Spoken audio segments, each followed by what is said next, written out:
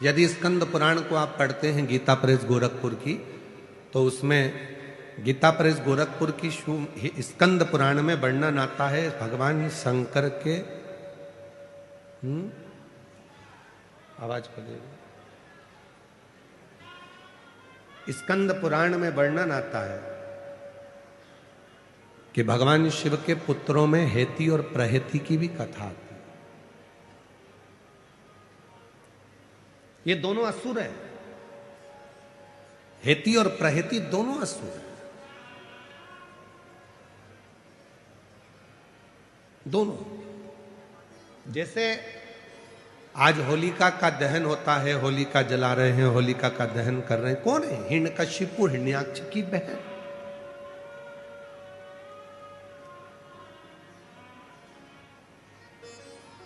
कभी आपने विचार करा कि जब ये राक्षस की बहन थी तो इसकी पूजन करने की जरूरत क्या थी? होली की पूजन दो बार होती है, एक जलने से पहले और एक जलने के बाद। लोग सुबह पूजन करने जाते हैं, कोई जलने के बाद पूजन करने जाता है। एक जलने के पहले होली की पूजन होती है और एक जलने के बाद होती है। कभी तुमने विचार किया कि होली की पूजन जलने के पहले किसकी होती है और जलने के बाद किसकी होती है? तो याद रखना, जलने के पहले जो होली की पूजन होती है वो हिरण्यकशिपु, हिरण्याक्ष की बहन होलिका की होती है, ढूंढा की होती है। और जलने के बाद जो पूजन होती है वो भक्त प्रहलाद की होती है।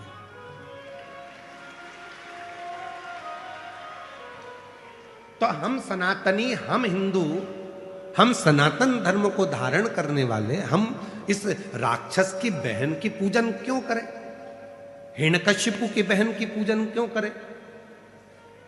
तो शिव महापुराण में चरित्र आता है हिरण्यकशिपु की बहन का। श्रीमद् भागवत में भी चरित्र है, विष्णु पुराण में भी चरित्र है, नरसिंह पुराण में चरित्र है, स्कंद पुराण में चरित्र है। हिरण्यकशिपु की बहन का नाम था ढूंढा। क्या नाम था? जम के बोलो, ढूंढा। इसलिए होली में लकड़ी नहीं जलाते, मोटे मोटे ढूंढ जलाते। मोटे मोटे जो लक्कड़ होते हैं उसको ढूंढ कहा जाता, वो जलाते होली में। लकड़ी नहीं, ढूंढ, मोटे मोटे लक्कड़।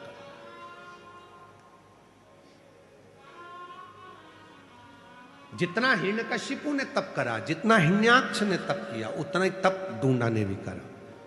और ढूंढा ने तप कर कर भगवान ब्रह्मा जी से वर पाया, मुझे एक चादर ऐसी दे दो, उस चादर को मैं जब ओढ़ कर बैठूं तो मैं आगी में जलूं ना।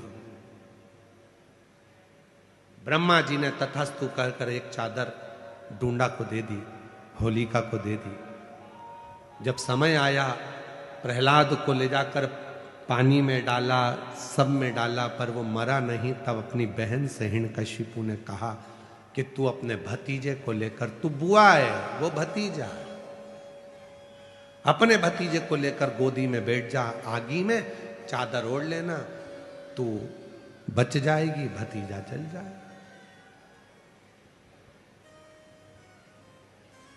अब ऐसे तो बुआ का नाम बदनाम हो जाता कि बुआ ने भतीजे को आग लगा दी। और कथा देखिए, दुनिया के लोग इस कथा को बहुत कुछ पलट देते हैं, पर शिव महापुराण कभी नहीं पलटी। शिव पुराण अपना पूरा उद्देश्य बताती है। चारों तरफ से अग्नि लगी, बुआ बैठ गई चादर ओढ़कर, ढूंढा अपने तन को ढककर, गोदी में प्रहलाद बैठ गया। बुआ को लगा मेरा भतीजा जल जाएगा।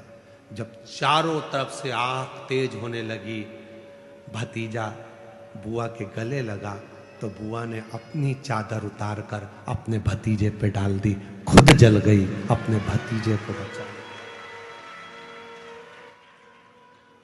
बुआ खुद जल गई, अपने भतीजे को बचा लिया।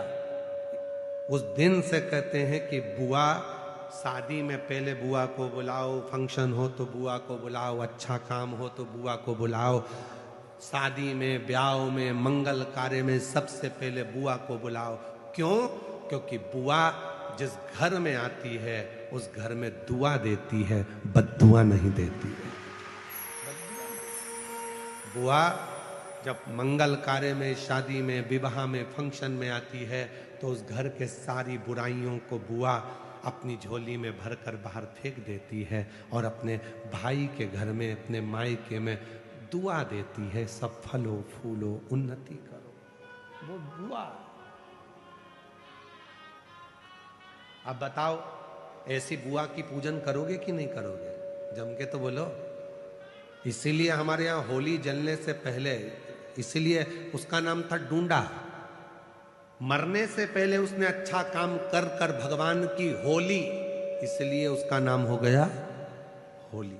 अच्छा काम कर कर भगवान की होली, तो फिर उसका नाम होली हो गया।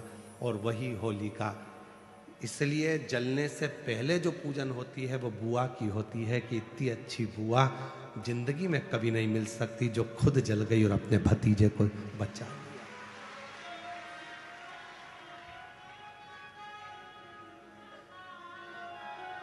और होली जलने के बाद जो पूजन होती है वो प्रहलाद की होती है कि ये बच गया उसकी कृपा से।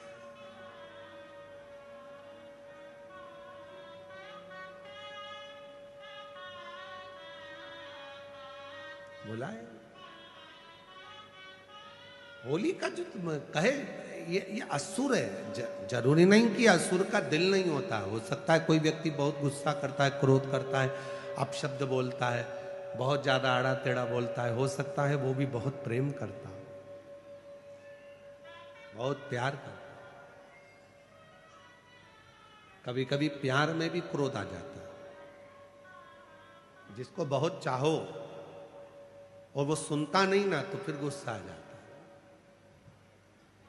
कभी कभी झगड़ा भी होता है, ऐसा नहीं है कि झगड़ा नहीं होता। आपका अपनी पत्नी से होता होगा, पत्नी का पति से होता होगा, बच्चों का भी होता है, बहन भाई से। पर कभी कभी शंकर का जो भक्त होता है ना, वो भी महादेव से झगड़ा कर लेता है। कभी कभी वो भी झगड़ा करता है।